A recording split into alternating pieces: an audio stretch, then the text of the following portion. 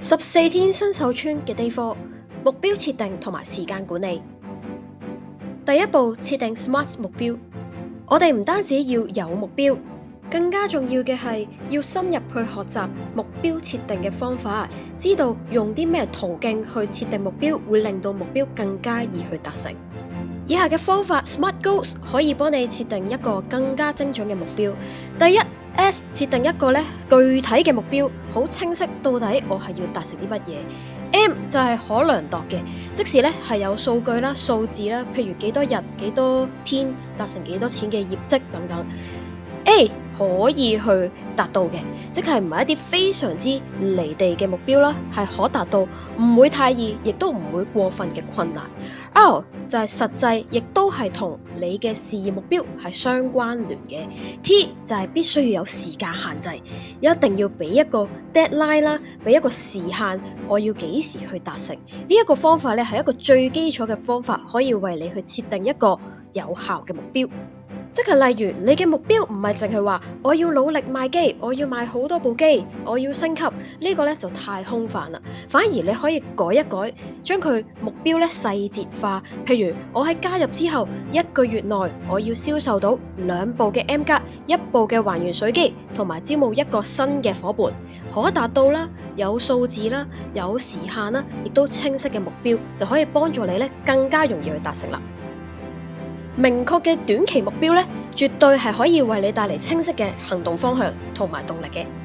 同時，制定實際嘅行動計劃都非常之重要，將你設定好嘅大目標去拆散成為每一日啦，或者每個禮拜嘅行動清單。譬如每一日你要認識一位新朋友，每個禮拜我要去 post 2篇關於 product 嘅貼文，又或者喺2個禮拜之內我要去製作到3條影片等等嘅目標。學習去用一啲簡單嘅 schedule 啦，去令到你達成你每日嘅 checklist， 譬如 Google Calendar， 甚至一個好簡單買一本 schedule 嚟去 mark 低啲嘢，去令到你安排日常工作去養成紀律嘅。由於呢一個生意係屬於你自己嘅，所以我哋必須要去提升我哋嘅時間管理同埋自我管理嘅能力。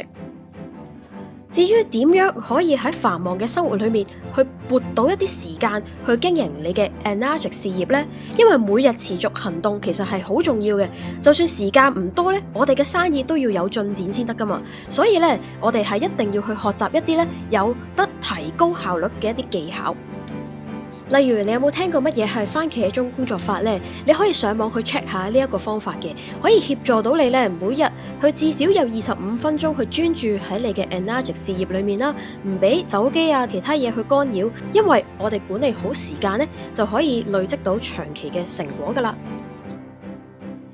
今日同樣有3個任務去協助大家落實你嘅計劃嘅。第一就係編寫好你嘅事業計劃書，譬如呢個書裏面就包括咗你 set up 嘅6個月目標啦、半年嘅目標啦，預計每個禮拜你要投入幾多時間喺呢一個生意裏面呢？你主要會有啲乜嘢嘅行動項目呢？譬如每個禮拜你要出幾多個 post 啊，每個禮拜你會邀約到幾多位朋友啊，每個星期你嘅目標收入啊等等。咁喺我哋嘅 Google Drive 係有指引教你點樣去達成呢一啲嘅目標嘅。任務2就係由今日開始建立同你事業相關嘅每日習慣，譬如每一日朝早就去睇10分鐘關於 Enagic 嘅產品資料，又或者每晚瞓覺之前就喺你嘅 social media 裏面去互動15分鐘，譬如喺你身邊認識嘅人嗰度去俾下啲 like 啊，留下言啊，去增加你嘅曝光率。由今日開始就去嚴格去執行，連續打卡28日，養成一個新嘅習慣。記住呢個習慣係同你嘅事業相關嘅。最後任務3，自我激勵嘅練習，呢個好重要嘅，因為喺呢個生意裏面最會鼓勵你嘅就係你自己啦。所以你可以今日攞部電話錄低一段30秒嘅自我激勵嘅 voice message 或者影片啦，最好係影片，習慣下面對鏡頭。喺裏面講啲咩呢？就係你去提翻你自己啊，到底你嘅 why 係乜嘢，同埋你嘅目標係乜嘢。